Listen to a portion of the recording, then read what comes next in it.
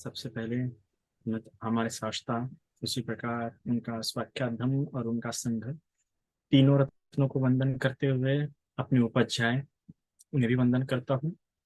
अपने सभी आचार्य इनके चरणों में नमन और अपने सभी कल्याण मित्रों के प्रति मंगल कामना करते हुए सभी उपासक उपासिकाओं को साधुवाद।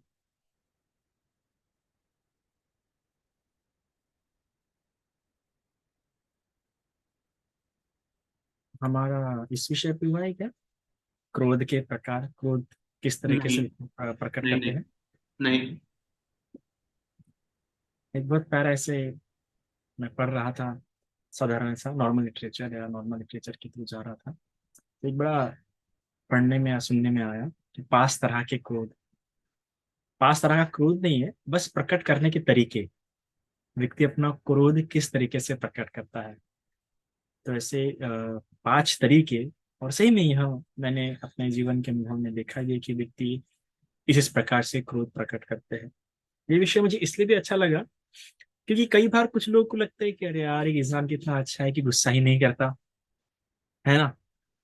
और कुछ लोग कैसा है कि बहुत कुछ बोल देंगे, सुना देंगे, लगता है कितना गुस्सेल इंसान है यार, कितना गुस्सा करता है।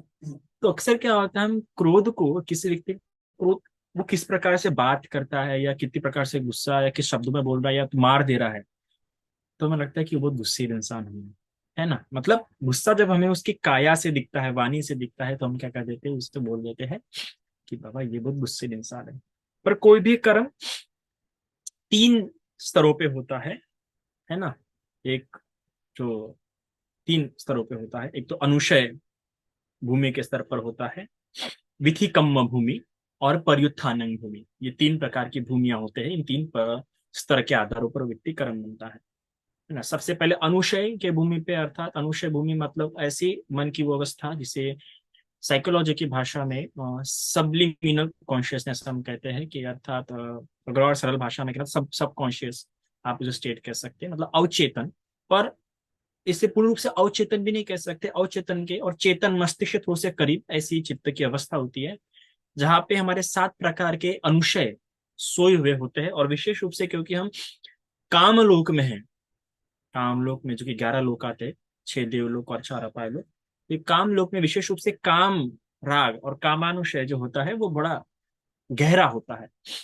तो ये मन के स्तर पे किसी एकदम द्वेष, किसी के प्रति द्वेष बैठ जाता है जिसे हमें पता नहीं होता। अक्सर लोग कहते हैं कि बनते मेरा किसी के प्रति द्वेष नहीं है, मैं किसी का बुरा उरा चाहता नहीं हूँ। ये देखो, आप ऐसा कॉन्शियसली कह रहे हो, ठीक है, कॉन्शियसली लगता है कि आपके मन में किसी के प्रति द्वेष नहीं है, पर वो अवचेतन मस्तिष्क में किस किस व्यक्ति के प्रति कैसी गांठें पती है, कभी कब हमें नहीं पता, कब कब किसे देख के हमने कैसा मन बना लिया और वो मन में एकदम गहरे गहरे मन में जाके बैठ गया, हमें नहीं पता। वैसा नहीं कहना चाहिए कि मुझे किसी के प्रति द्वेष नहीं है ना। मैं तो कभी नहीं कहता। जब तक आप अनागामी नहीं हो जाते, अनागामी होने तक आपके मन में, आपके चित्त में द्वेष युक्त चित्त उत्पन्न हो सकता है, द्वेष की भावना आप में रह सकती है। स्वतापति व्यक्ति में भी द्वेष हो सकता है, उसके उसमें में भी द्वेष युक्त चित्त उत्पन्न होने की संभावना है, सकोदागामी व्यक्ति में भी। बस किसमें नहीं है, जो उस व्यक्ति ने अनागामी अवस्था प्राप्त कर लिया उसमें द्वेष युक्त चित्त कभी उत्पन्न होंगे नहीं। तो हम देख सकते हैं कि श्रोतापति सकुर्दागामी तक द्वेष रहने की संभावना है, और बहुत सरल सी बात है। हर एक इसमें हम ऐसा कोई इंसान नहीं होगा जिसमें द्वेष उत्पन्न होता नहीं होगा, भले कम उत्पन्न होता होगा पर उत्पन्न हर एक में होता है। बस स्थितियां वैसी आनी चाहिए। स्थितियां वैसी आई, कंडीशंस वैसी आई, सर्कमस्टेंसेस वैसे आ गए, तो द्वेष उत्पन्न होना है। फिर वो कितना भी तपा हुआ भिक्षु भी क्यों ना हो, कितना भी तपा हुआ भिक्षु क्यों ना हो। आप समझिए कि मैंने आपको यह भी बताया है कि ये जो कलेश है, ये जो अनुशय है और ये जो न्यूरन है, संयोजन है, ये कब हटते हैं, ये तीन तरीके से हटाए जाते हैं। तीन तरीके से पहन किए जाते हैं, विष्कंबन पहन, समुच्छेद पहन और तदांग पहन। तो समाधि का अभ्यास करते हुए भी जब तक आपको स्वतापति सकुर्दगामी अनागामी अवस्था प्राप्त नहीं होती है, भले ही आप प्रथम ध्यान, द्वितीय ध्यान, तृतीय ध्यान, चतुर्थ ध्यान, अरे आठों के आठों ध्यान भी क्यों ना प्राप्त कर ले, पर आपके जो कलेश, जो संयोजन है, वो सिर्फ कुछ समय के लिए नष्ट हुए, पूर्ण रूप से नष्ट नहीं हुए हैं, है ना। तो आप ऐसा भी मैं साफ साफ करो कि ऐसा नहीं कि मैं बहुत हंसता हुआ दिख रहा हूँ, खिलखिलाता हुआ दिख रहा हूँ, तो बंदी जी गुस्सा करते नहीं होंगे। या ऐसा भी मत समझिएगा यार, बंदी जी खुद इतना अच्छा धम्म देशना देते हैं तो कुछ भी गुस्सा करती नहीं होंगे, इनमें कुछ भी द्वेष उत्पन्न होता नहीं होगा। ऐसा बिल्कुल भी विचार मत करना। मेरे में भी कई सारे लोगों के प्रति द्वेष रखा हुआ है अंदर में। कई सारे लोगों के मन में अभी भी ऐसे कभी कभार बैठे बैठे या ऐसी कोई घटना याद आ गई तो तुरंत द्वेष उत्पन्न हो जाता है। और अभी भी कई सारे लोगों के प्रति, कई सारे तो नहीं बोल सकते, पर हाँ कुछ लोगों के प्रति द्वेष मन में बैठा हुआ है। क्योंकि ऐसा नहीं कि मैं धम्म देशा देता हूँ तो धर्म की इतनी गंभीर गंभीर बातें बताता हूँ तो मेरे मन से तो द्वेष कुछ होगा ही नहीं। बताना एक अलग बात है, और हमारे चित्त में, हमारे मन में गहरे अनुशय के रूप में वो चीजें बैठी हुई है, वो संस्कारों के रूप में बैठी हुई है। तो उनको अगर नष्ट कर लिया मैं तो अरहंत हो जाऊंगा। तो जब तक मैं कम से कम अनागामी अवस्था प्राप्त नहीं कर लेता, तब तक तो मेरे में क्या रहेगा, द्वेष रहेगा, और मुझे उस स्वीकारने में कोई भी दिक्कत नहीं है। और मुझे पता भी है, एटलीस्ट चेतन के स्वरूप में तो पता है कि किसके प्रति द्वेष है। अभी हो सकता है कि कुछ अवचेतन स्वरूप में भी हो सकते हैं द्वेष, पर है, ऐसा नहीं हो सकता कि नहीं है। और इस प्रकार से कहना कि मेरे में द्वेष नहीं है, इस प्रकार से कहना कि मेरे में लोभ नहीं है, बिल्कुल भी ऐसा नहीं कहना चाहिए। इस प्रकार से आप अपने सती को कमजोर कर रहे हैं, अपनी संप्रजन अवस्था को क्या कर रहे हैं, कम कर रहे हैं। हर व्यक्ति में होता है, स्थितियां तो आने दो। तो यह बहुत सरल सी बात है, क्योंकि पहान भी तीन तरीके हैं ना, तीन तरीके से हम पहान करते हैं। तो हम तो जब समाधि की जब अवस्था हमें प्राप्त होती है तब तो सिर्फ क्या होता है, हमें सिर्फ हमारा सिर्फ विष्खंबन पहान होता है थोड़ी देर के लिए। जैसे कि एक तालाब होगा ना, एक तालाब पे कैसी काई आ जाती है, तो हमें उस तालाब से पानी लेना है, तो हम क्या करते हैं, अपनी गुंडी से उस तालाब के ऊपर की काई को थोड़ा सा क्या कर देते हैं, सरका देते हैं, और फिर वहां से पानी साफ होने पर पानी लेते हैं, और फिर अपनी गुंडी निकाल देते हैं। फिर देखते हैं कुछ देर बाद फिर से जहां से हमने काई को सरकाया था, फिर उसके ऊपर काई आ जाती है। तो इसी प्रकार विष्कंबन पहान होता है। जब समाधि की अवस्था हम प्राप्त कर लेते हैं तो उस समय के लिए क्या हो जाता है, हमारे वो कलेश कुछ समय के लिए उत्पन्न होना बंद हो जाते हैं, पर हमेशा के लिए नहीं। समय लगते हैं, कुछ समय बीत जाएगा तो सब फिर से उत्पन्न होना शुरू हो जाएंगे। तो इस बात को आप बखूबी समझिए, किसी भी इंसान में द्वेष उत्पन्न हो सकता है, कोई भी गुस्सा में अगर स्थिति आनी तो क्रोध उत्पन्न होगा, और क्रोध उत्पन्न होगा तो उसे अलग अलग रिएक्शन होंगे, और हम देखते हुए तुम्हें समझना चाहिए कि अभी इस व्यक्ति में द्वेष युक्त चित्त उत्पन्न हुआ है। तो हमारा काम बनता है कि हम शांत रहे। हमारा काम बनता है कि हम शांत रहे, जाके ऐसा नहीं बोले, अरे तुम तो धर्म का अभ्यास करते हो, तुम तो बहुत धार्मिक व्यक्ति हो, तुम्हें तो गुस्सा करना ही नहीं चाहिए, तुम्हें तो द्वेष चित्त उत्पन्न होना ही नहीं चाहिए, जाके देखो अपने द्वेष चित्त को। ऐसी तब ज्ञान की बातें नहीं करना चाहिए, बिल्कुल भी नहीं करना चाहिए, क्योंकि उस समय उसमें द्वेष चित्त उत्पन्न हुआ है। उस समय वो धर्म की बातें नहीं समझ सकता। भगवान ने भी कहीं से कुछ स्थान बताया कि कहाँ पे धर्म की बात करना, कब धर्म की बात करना, और हम लोग इतने ज्ञानी लोग की तभी बोलते हैं, अरे तुम गुस्सा क्यों करते हो, तुम तो विहार जाते हो ना। अरे बिल्कुल भी नहीं, सरल सी बात है, गुस्सा उत्पन्न हुआ है तो होगा, है ना। अभी कुछ कुछ ऐसा होता है कि गुस्सा आने पर प्रकट नहीं करते, पर प्रकट नहीं कर रहे इसका मतलब ये नहीं कि उनको गुस्सा नहीं आया है, बस प्रकट नहीं कर रहे। जो तीन अवस्थाएं जो होती है, एक अनुशय की एक भूमि होती है, विधिकम्ब की भूमि होती है, और पर्युत्थानंगी। तो उस व्यक्ति ने सिर्फ ये हो सकता है कि पर्युत्थानंग की अवस्था पे उसने अच्छा पकड़ हासिल कर ली, या फिर उसकी चर्या ही वैसी है कि अपने गुस्से को प्रकट नहीं करता। कभी कभार हमको कई बार लगता है कि अरे बाबा ये तो गुस्सा प्रकट ही नहीं करता, तो शायद से उसकी चर्या हो सकती है। उसका चर्या होने के कारण वो बोल के नहीं दिखा रहा, प्रकट नहीं करके दिखा रहा। पर जिसकी चर्या होती है, जिस व्यक्ति के, ध्यान रखिएगा इस शब्द को समझने की प्रयास कीजिए, जिसकी चर्या ही ऐसी है कि वो गुस्सा बोल के नहीं दिखाता, प्रकट करके नहीं दिखाता है, आप समझ जाइए उस व्यक्ति का गुस्सा सबसे खतरनाक है। क्योंकि उसने खुद कंट्रोल किया, ऐसी बात नहीं है, खुद ने दमन किया, ऐसी बात नहीं है, बल्कि चर्या होने के कारण वो अपना गुस्सा कुछ अलग तरीके से निकालेगा, जरूर पर निकालेगा, याद रखिएगा। तो वही आज समझने का प्रयास करेंगे, जब व्यक्ति गुस्सा प्रकट करते हैं तो कितने प्रकार से प्रकट किए जा सकते हैं। क्योंकि अक्सर हमारी नॉर्मल जो मानसिकता हो गई है, हमें लगता है कि यार हम सिर्फ उसी इंसान को सबसे बुरा मानते हैं जो बोल देगा, जो गुस्सा प्रकट कर देगा, है ना, जो डायरेक्टली बोल देगा उसको हम बहुत बुरा मानते हैं। पर उससे भी बहुत खतरनाक खतरनाक लोग होते हैं उसमें हम आज क्योंकि एक बात स्पष्ट जान लीजिए आप, कौन सा व्यक्ति कैसे गुस्सा प्रकट कर रहा है ये अपने चर्या के अनुसार करता है। वो अपने आप पे संयम ला के गुस्सा प्रकट ना करना एक अलग बात हो जाती है, पर गुस्सा कैसे प्रकट करना ये चर्या के आधार पर डिपेंड होता है। तो हमने कभी भी ऐसा विचार नहीं करना चाहिए अरे तो बस शीलवान होगा, ऐसे होगा, वैसा नहीं होगा, सिद्धांति में विचार को प्रसार नहीं करना चाहिए। सबसे पहला, किसी को गुस्सा आ गया, किसी साथ आपने बुरा कर लिया, या मुझे गुस्सा आ गया, किसी को गुस्सा आ गया, तो वो अपना गुस्सा ऐसा प्रकार मन में धार लेता है कि हाँ मैं बदला लेके रहूंगा, रिवेंज, कि मैं प्रतिशोध लूंगा। प्रतिशोध की कामना उसमें उत्पन्न हो जाती है, भले ही तब वो नहीं दिखाएगा गुस्सा। जब आपने बुरी हरकत की तब वो कुछ नहीं बोलेगा, तब वो शांत हो जाएगा। तो इसका मतलब ये मत समझे कि कोई गुस्सा नहीं आया, क्योंकि उसकी चर्या ही वैसी है, उसकी द्वेष प्रवृत्ति वैसी है कि वो अपने क्रोध को आगे जाके कभी ना कभी निकालेंगे। उसने मन में पकड़ लिया वो बात, उसने सोच लिया कि मुझे क्या लेना है, प्रतिशोध। जैसे कि चाणक्य की कहानी बड़ी मशहूर है ना, चाणक्य भी कम ताकतवर था क्या, नहीं, पर उसने अपना गुस्सा तब प्रकट नहीं किया जब नंद राजा ने क्या किया, उसको अपमानित किया, उसकी चोटी खींच के उसे फेंका, और उस तब तब उसने कुछ नहीं किया, पर अपने मन में बात रख ली कि प्रतिशोध लूंगा मैं, और समय आने पर उसने प्रतिशोध लिया। तो आप कभी कभार ये मत समझिए कि अरे यार इसको इतना बोला फिर भी बोल नहीं रहा, क्या पता उसने रिवेंज की, प्रतिशोध की मानसिकता आपके प्रति बना ली होंगी। और कुछ तो और एक बड़ी प्यारी कहावत है महाराष्ट्र में, स्पेशली इंडिया में, कि मित्रों को तो करीब रखो ही रखो, पर शत्रु को मित्रों से भी ज्यादा करीब रखो। तो कुछ कुछ व्यक्ति ऐसे होते हैं कि अपने शत्रु को मित्र से ज्यादा करीब रखते हैं, और ऐसे व्यक्ति जब अवसर मिला तब बराबर, है ना, लोहा गर्म है तो थोड़ा मार देते हैं। पर तब तक बराबर, ये अक्सर आपको फिल्मों से वगैरह देखने के लिए मिलेगा कि मोस्ट ऑफ जो कनिंग विलन्स होते हैं, या जिनकी प्रवृत्ति काफी कनिंग होती है, चालाक प्रवृत्ति किस्म के लोग, तो जो लोग क्रोध अपना प्रकट नहीं कर रहे हैं, अपनी बुरी हरकत, कितनी बुरी हरकत हुई है पर फिर भी क्या कर रहे हैं, वो अपना क्रोध प्रकट नहीं कर रहे हैं, तो इसका और समझिए मतलब वो बहुत ही कनिंग प्रवृत्ति के लोग हैं। अभी अभी मेरे को खुद को ऐसा एक व्यक्ति मिला, ऐसा एक सामने था, मुझे लगा काफी अच्छा होगा, काफी हंस हंस के बात कर रहा था, काफी मुस्का के बात करता था, गुस्सा ही प्रकट करता नहीं था। पर कहते हैं ना कि कुछ लोग जो कनिंग प्रवृत्ति होती है, बाद में अच्छी खासी उन्होंने चोट दे दी मुझे। तो काफी अच्छा, फिर गहरी चोट दिया। ऐसे लोग बहुत ही गहरी चोट देते हैं, बहुत ज्यादा गहरी चोट देते हैं। तो जो रिवेंज में जिनकी प्रवृत्ति होती है, तो वो अपना रिवेंज के द्वारा जब भी समय आएगा वो अपने क्रोध को बराबर निकाल ही लेंगे, या समय देख के बराबर उन बातों को निकालेंगे, है ना। तो इससे ये प्रवृत्ति बड़ी खतरनाक होती है, क्योंकि इनके द्वेष बड़े गहरे लेवल के होते हैं। जिनकी रिवेंज में प्रवृत्ति होती है ना, वो बहुत लंबे समय तक उसे पालने की क्षमता रखते हैं। तो आप सोच सकते हो वो कितने जहरीले व्यक्ति होंगे जो अपने अंदर इतने लंबे समय तक जहर को रख रहे हैं संभाल के, उनमें कितना पेशेंस होगा। पर ये धैर्य सम्यक रूप से है क्या, ये धैर्य ठीक रूप से कर रहे हैं क्या वो, धैर्य उनमें सोचिए कितना धैर्य है, पर वो धैर्य किस लिए, अपना जहर संभालने में, अपने अंदर वो इतना विष वो संभाल के रखने में है।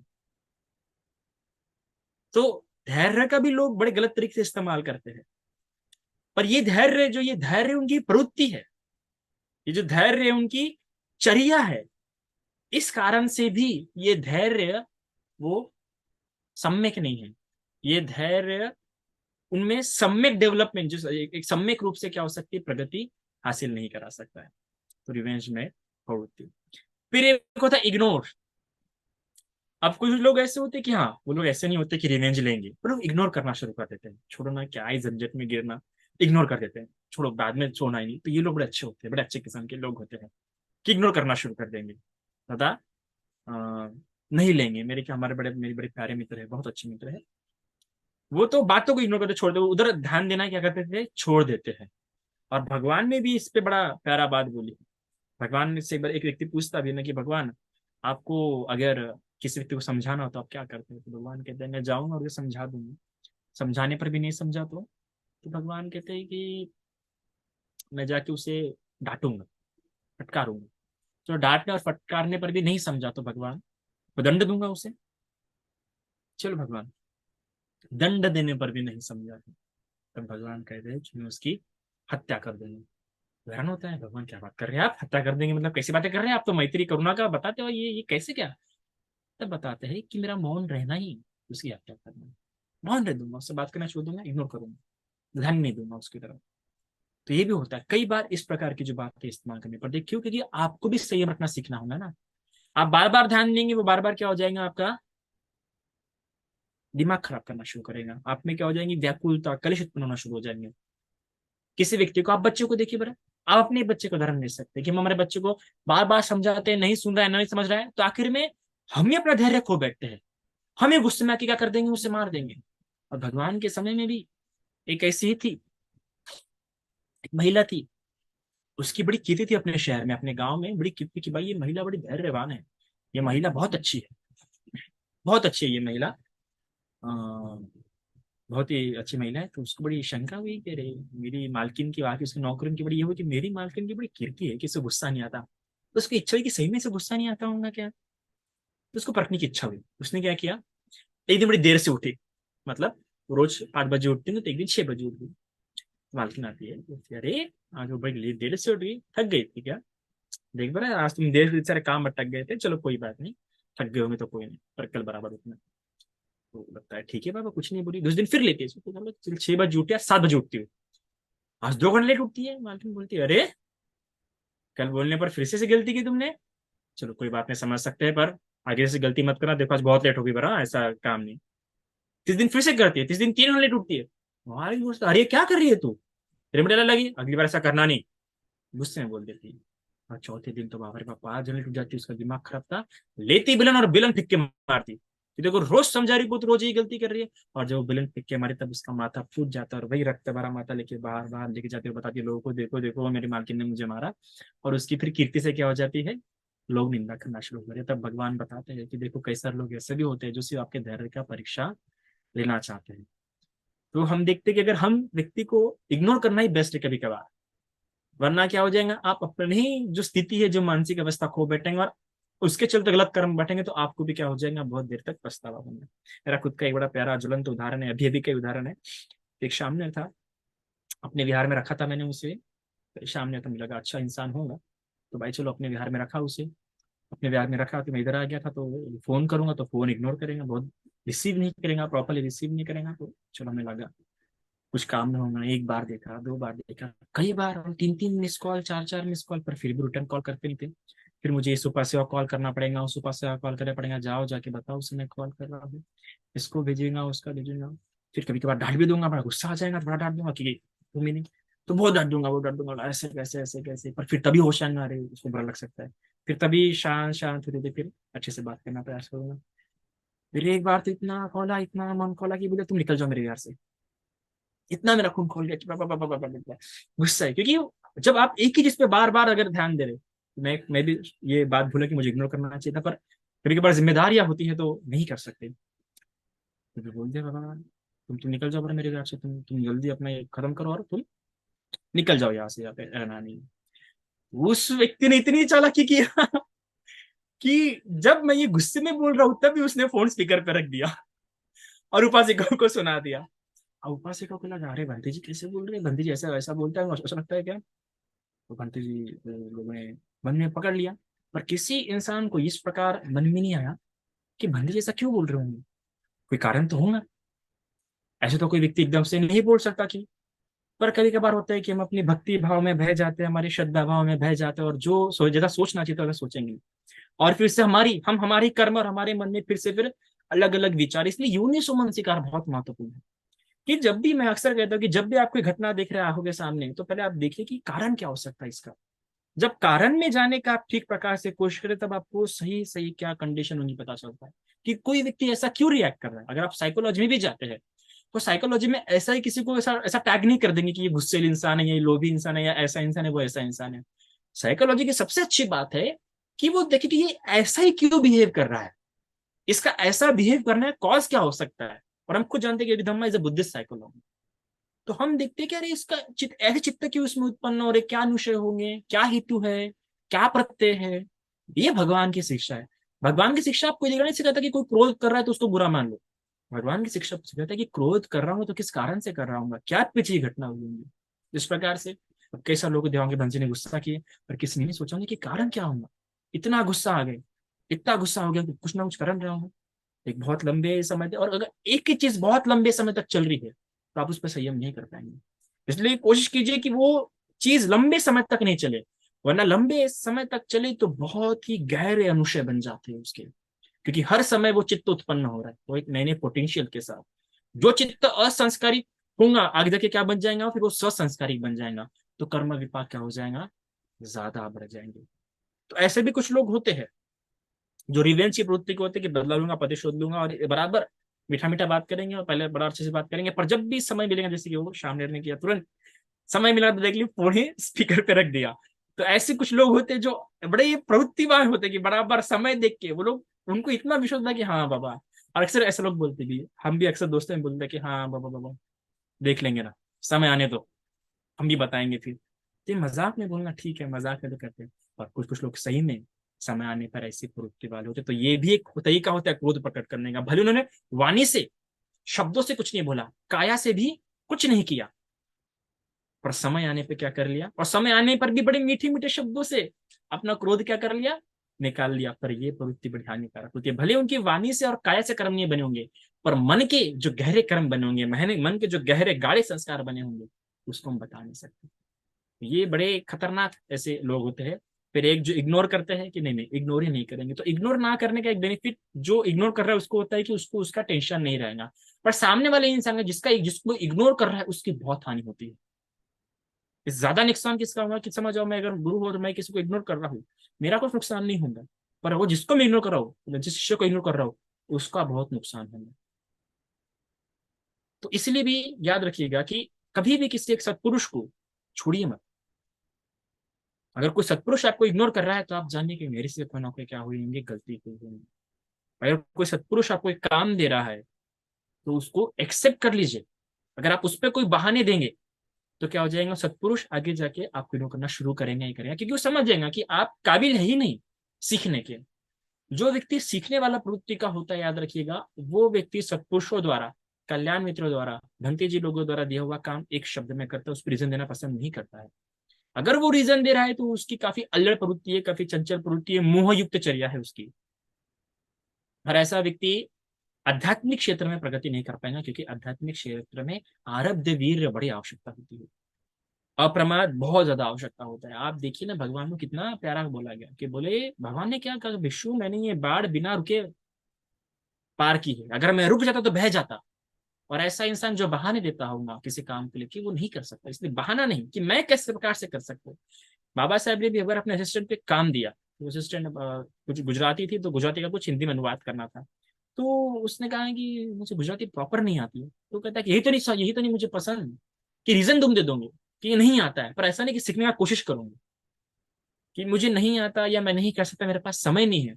इस प्रकार के शब्द बड़े हानिकारक होते हैं एक अभ्यासु व्यक्ति के लिए, जो सीखना चाहता है, जो प्रगति करना चाहता है। ऐसा नहीं, अगर ऐसा करेंगे, जो आपका कल्याण मित्र है, जो आपका गुरु है, वो आपके प्रति समझ जाएगा कि इंसान एक उस प्रकार से आपको इग्नोर करना शुरू करेगा, तो उसका इग्नोरेंस आपके लिए क्रोधी है, आपकी हानि होगी।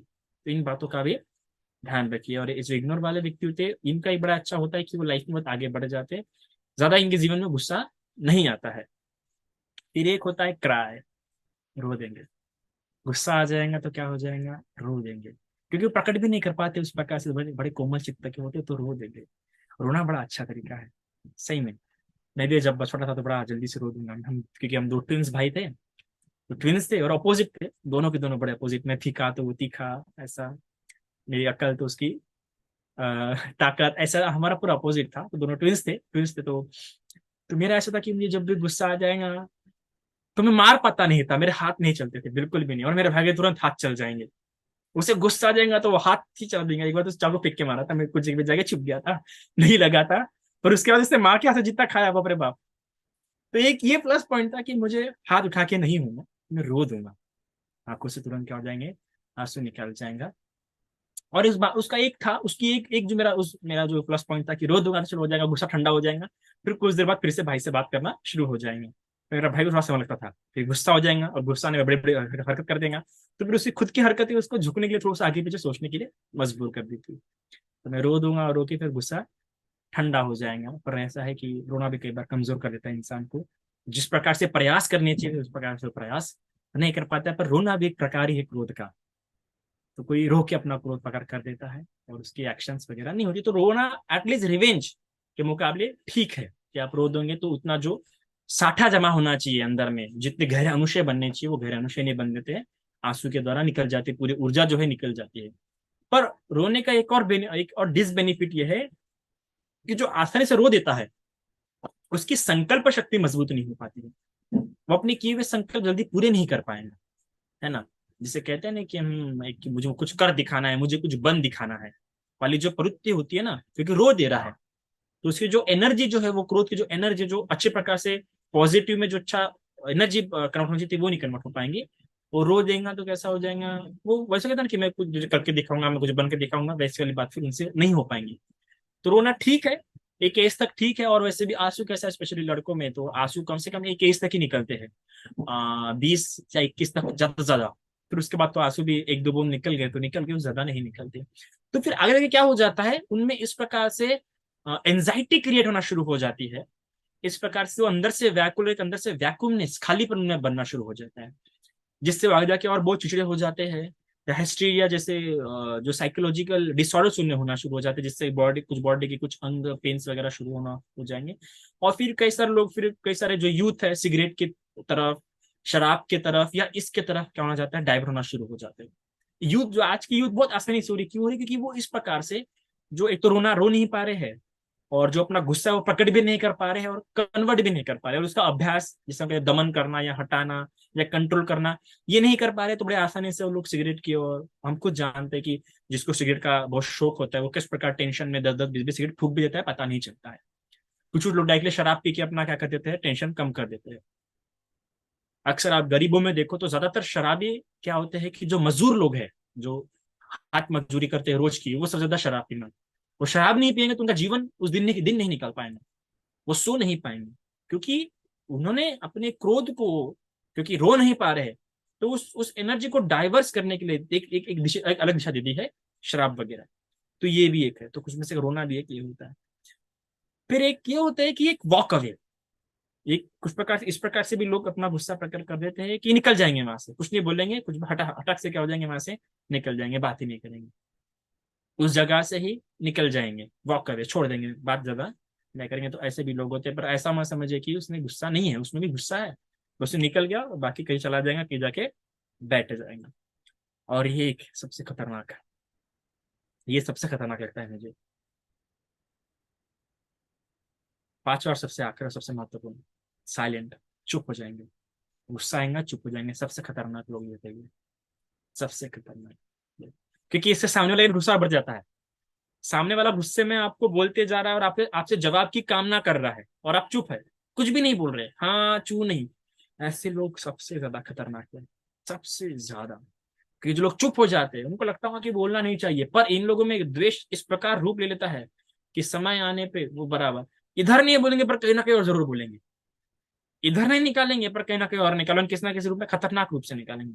तो जो लोग साइलेंट रहते हैं गुस्से के समय, की चुप हो जाएंगे, मौन रहेंगे, सामने वाला इंसान, क्योंकि इससे क्या होता है, सामने वाले को और गुस्सा आता है, और इसलिए सामने वाले की फिर और हाथ पैर चलते हैं।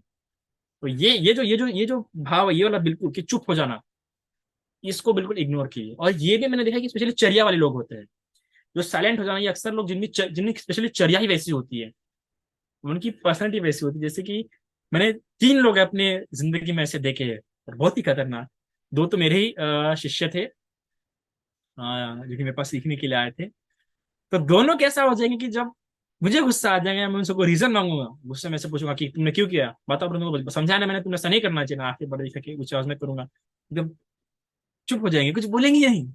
उससे मुझे और गुस्सा आएगा, कुछ तो बोलो, कुछ एक्सप्लेनेशन दो, रीजन तो दो, कुछ तो बताओ, मैं रीजन मांग रहा हूँ, मैं उनको रीजन मांग रहा हूँ, बताओ, कुछ तो बताओ, पर कुछ भी नहीं, एकदम चुप रहेंगे। गुस्सा, और मेरा गुस्सा क्या हो जाएगा, लेवल हाई हो जाएंगे, कुछ तो बोलो। वो चुप हो जाएंगे, बिल्कुल चुप हो जाएंगे। पर उनकी जो चुप्पी में थी, वो जो चुप्पी है, क्योंकि as a student of psychology होने के कारण उनके चुप्पी में एक हेकड़ाई पना, उसको हमारे महाराष्ट्र में ऐसा बोलते हैं, आपके हिंदी में पता नहीं कैसा बोलते होंगे, मतलब एक अकड़ इसे कहते हैं ना, अकड़, एक अभिमान, एक अहंकार टाइप, नहीं, इस टाइप का जो होता है ना, तो एक अहंकार। ये जो साइलेंट लोग होते हैं ना, कि जब सामने इंसान गुस्सा हो रहा है और लोग एकदम चुपचाप खड़े हैं, तो इनकी आंखें आप देखिएगा, इनकी गर्दन किस प्रकार से नीचे है, इनको इंटरेस्ट ही नहीं है आपको जवाब देने में, नहीं बताने, हम मार लो, जितना मारे हम मार खा लेंगे पर नहीं जवाब देंगे। तो वो ऐसे उनका होता है। और ये लोग जो बड़े खतरनाक होते हैं, क्योंकि ये अंदर ही अंदर इनका एक अलग प्रकार का ईगो डेवलप हो रहा है, एक अलग अलग प्रकार का क्या हो रहा है, मान डेवलप हो रहा है। आगे जाके जब इनको समय मिलेगा, ये भी लोग उन्हीं में सोचेंगे, समय मिलने पर बराबर बता देंगे कौन कैसा है। तो ये 5 प्रकार के क्या होते हैं कि ये 5 प्रकार से व्यक्ति अपने गुस्से को क्या करता है, प्रकट करता है। कोई बदला, प्रतिशोध की काम रख के रखेंगे और उसमें अन्य प्रतिशोध निकाल देंगे, कैसा होता है। दूसरा को इग्नोर करेंगे, छोड़ना इग्नोर, और फिर ऐसा इग्नोर करेंगे कि कोई अच्छी बात देंगे तो भी उसे नहीं बताएंगा, किसी और को लेके जाएगा। और जला जला के इग्नोर करेंगे, उसको जले से फील कराएंगे। तो ये भी एक होता है। तो ये लोग भी बड़े खतरनाक है ना, पर अक्सर लोगों को। और फिर तीसरे होते रो देंगे, ये रो देने वाले बड़े प्यारे लोग होते हैं, बहुत ही मासूम लोग होते हैं। पर आगे जाके जब जवान हो जाते हैं, जब 30 के 22, 23, 24, 25, इनके बाद से इनका लाइफ का बड़ा नेगेटिव डायरेक्शन में लोग जाना शुरू हो जाते हैं। चौथा, वॉक अवे। ये जो वॉक अवे कर देंगे, ये ठीक ठाक लोग हैं, बहुत अच्छे प्रकार के लोग हैं कि वहां से निकल जाएंगे, छोड़ देंगे, तो इनका एक काफी अच्छी पर्सनैलिटी है। पर इनके लिए भी कहना कि डिसबेनिफिट्स आगे जाके इनके पर्सनैलिटी पे होता ही होता है ना। क्या हो जाता है कि ये बोल नहीं पाएंगे आगे जाके, ये मुंह के बन जाएंगे। मुंह के मतलब ये लोग नहीं प्रकट कर पाएंगे, इनको बोलना बहुत रहेगा, इमोशन एक्सप्रेस करना बहुत रहेगा, पर कभी अपना इमोशन एक्सप्रेस ही नहीं कर पाएंगे। ये इनके लिए हानिकारक हो जाएगा और आगे जाके इनको भी बहुत साइकोलॉजिकल डिसऑर्डर होने की संभावना हो पाएंगे। और फिर साइलेंट और सबसे खतरनाक, ये लोग कैसे हैं कि इनको बोलने की इच्छा ही नहीं है, प्रकट ही नहीं करना, प्रकट कर सकते हैं पर प्रकट ही नहीं करेंगे, और इनका अलग माना डेवलप होगा। तो ये पांचों में से मुझे जो लगता है जो सबसे अच्छे, अगर जिनको अगर आपको होना है, ये जो अपनी पूरी भड़ास तभी निकाल देंगे, तभी बोल देंगे। जो गुस्सा आएगा रखेंगे नहीं, तुरंत सामने वाले उस इंसान को बोल देंगे। क्यों? क्योंकि इनमें बात है कि अपनी ऊर्जा तभी निकाल दे रहे हैं, इनमें द्वेष लंबे समय तक क्या होगा, नहीं रहेगा। पर ये बात हो जाएगी कि अगर सामने वाला अंडरस्टैंडिंग पर्सन नहीं है, तो बुरा समझ बैठेगा और साथ छोड़ देंगे। तो ये हो सकती है कि ये इंसान बड़े अच्छे होते हैं जो तुरंत बोल देंगे, गुस्सा निकाल देंगे, प्रकट कर देंगे, क्योंकि इनमें इनकी इनके इसमें द्वेष लंबे समय तक नहीं रहेगा।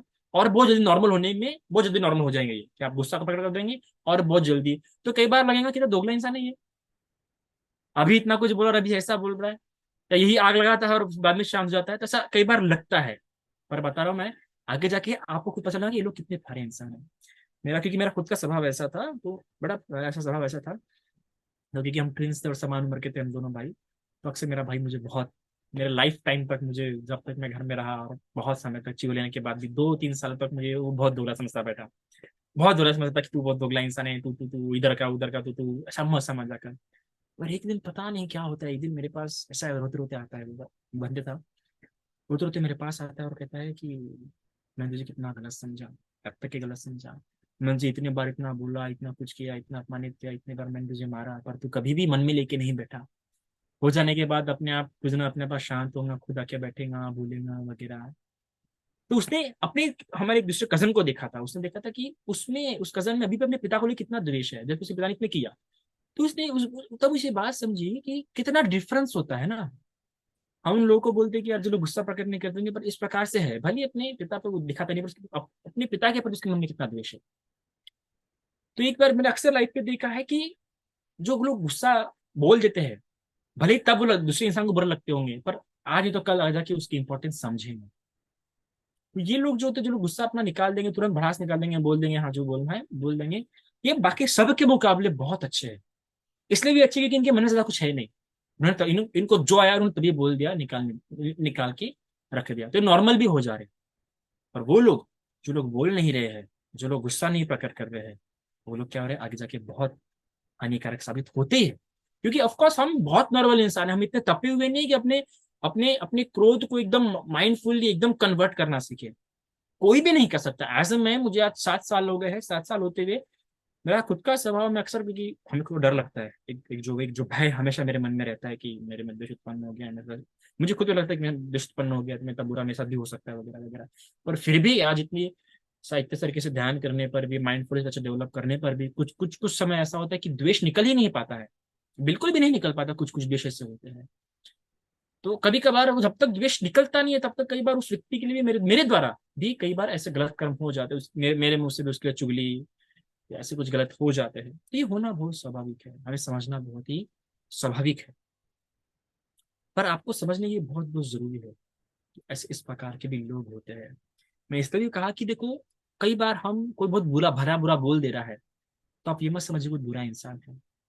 और कई बार ऐसा भी हो रहा है कि इतना कुछ सुना देने पर भी साधारण इंसान कुछ नहीं बोला, इसका मतलब बहुत अच्छा इंसान है। ऐसा मत समझिए कि वो बहुत कंट्रोल करता है, उसमें बहुत कंट्रोल है, बहुत पेशेंस है, नहीं। शायद से ये भी हो सकता है कि उसकी पर्सनैलिटी वैसी है। तो पर्सनैलिटी होने के कारण वो कंट्रोल नहीं कर रहा, जैसे कि पर्सनैलिटी वैसी, इसलिए वो प्रकट नहीं कर रहा, पर आज कभी ना कभी वो प्रकट करेगा ही करेगा। तो इस प्रकार के, इतने प्रकार के क्रोध के प्रकार होते हैं, और इनको समझिए। और जज, डायरेक्टली जज वाली जो परी पर्सनैलिटी मत बनाइए कि हाँ ये ऐसा है वो वैसा है। रीजन जानने की कोशिश कीजिए। कारण जानने की कोशिश कीजिए। कई बार ऐसा भी होता है कि मैंने खुद अपने लाइफ में देखा कि कई सारे लोग ऐसे भी होते हैं कि आपके पास पावर होने के कारण आपको कुछ नहीं बोल रहे, पर पीठ पीछे ही आपका क्या करते हैं, ऐसा नुकसान करना शुरू कर देते हैं। मैंने कई सारे ऐसे स्माइलिंग फेसेस देखे हैं, मतलब ऐसा। पर आगे जाके समय आया तो बहुत ऐसे धोखे, और मैंने तो बहुत धोखे देखे ऐसे, बहुत ज्यादा, स्पेशली मंक लाइफ में ही मंक से ही देखे हैं, क्या बताए। बहुत ज्यादा, क्योंकि कैसा होता है कि होता है, और स्पेशली ऐसा होता है कि जब आपका नाम होता है और आपके साथ कोई है और उसका नाम नहीं हो रहा है, आपको ज्यादा ये मिल रहा है, तो एक ये हो जाता है कि उनमें एक सबकॉन्शियसली एक ऐसी ईर्ष्या डेवलप होना शुरू हो जाती है, तो उस ईर्ष्या के चलते करते हैं। तो मैंने हमेशा अक्सर उन बातों को वैसे देखा कि हाँ चलो ये इट्स अ कॉमन थिंग, एक ईर्ष्या चलते वो देख नहीं पाए इसलिए वो हो जाता है, तो वैसा वो अंदर ही अंदर हमें फिर डेवलप होना शुरू हो जाता है। मैंने तो ऐसे बहुत सारे एग्जाम्पल देखे अपने लाइफ में, पर कभी भी एक जो हमने अपने आप को संभालने की जो कोशिश की कि नेगेटिव पर्सपेक्टिव नहीं बनाना है, निराशवादी व्यक्तित्व नहीं बनाना है। पर कुछ कुछ ऐसे अनुभव होते हैं जो व्यक्ति को निराश बना ही देते हैं, इसलिए भी भगवान ने कहा है कि मूर्खों की संगति मत करो।